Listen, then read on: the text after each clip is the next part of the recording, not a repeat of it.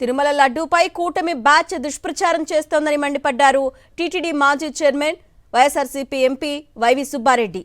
లడ్డూ ప్రసాదంలో జంతు కొవ్వు కలవలేదని సీబీఐ స్పష్టం చేసినా కూటమి మళ్లీ విష ప్రచారం చేస్తున్నారని ధ్వజమెత్తారు. తాను ఎలాంటి అవినీతికి పాల్పడలేదని, దేవుడి దగ్గర ప్రమాణం చేసేందుకు కూడా సిద్ధమని స్పష్టం చేశారు వైవి సుబ్బారెడ్డి. బోర్డులో సభ్యులు కొంతమందికి ఏదో ఈ కల్తీ వ్యవహారంతో సంబంధం ఉంది, నాకు సంబంధం ఉంది అని కూడా చెప్తున్నారు. నేను లోగడ కూడా చెప్పాను, ఇప్పుడు కూడా మళ్ళా చెబుతున్నాను. ఈ నెయ్యి కల్తీలోనే కాదు, టీటీడీకి సంబంధించి ఎటువంటి పర్చేజ్ అంశంలో కానీ, ఏ కాంట్రాక్ట్ అంశంలో కానీ నేను ఎక్కడా ఒక్క అవినీతికి నేను పాల్పడలేదు. దానికోసం నేను దేవుడి దగ్గర ప్రమాణం చేయడానికి కూడా సిద్ధంగా ఉన్నాను. ఏ సత్య శోధన పరీక్షకైనా కూడా నేను సిద్ధమే.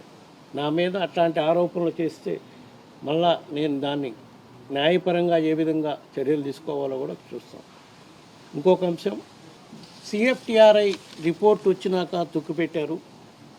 తొక్కిపెట్టి తర్వాత బోలేబాబాని మళ్ళా బోలేబాబాని తెచ్చింది మేమే అని చెప్తున్నారు.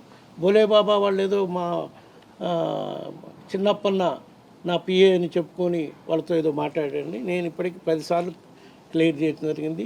సిట్ వాళ్ళకు కూడా నేను క్లియర్ చేయడం జరిగింది. నేను చెప్పినాక సిట్ వాళ్ళు కూడా క్లారిఫికేషన్ తీసుకున్నారు. చిన్నప్పన్న నా పిఏ కాదు.